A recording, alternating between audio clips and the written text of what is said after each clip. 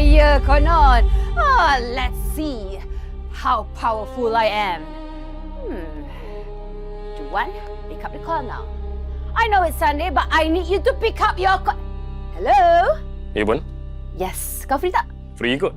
Kenapa Alright, sekarang ni aku nak kau serang aku punya ex-husband yang dah berulat dekat dalam kubur tu. Ha?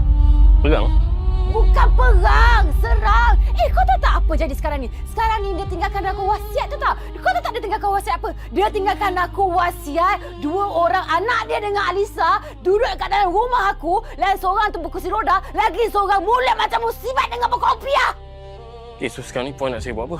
Nak buat apa? You need to protect me. Because you are my lawyer. Aku tak kisahlah kalau 7-8 tahun aku naik mahkamah ke. Asalkan tak ada 2 ekor budak tu kat dalam rumah aku. Tapi Puan tak rasa ke kalau...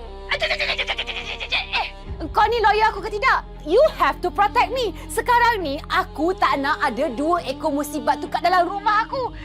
Kalau kau tak nak jadi lawyer aku, tak apa. Ramai lagi yang nak jadi lawyer aku. Kalau tak ada siapa nak jadi lawyer aku pun tak apa. Aku boleh call ChatGPT. Aku boleh tanya ChatGPT. Aku boleh sendiri jadi lawyer lah.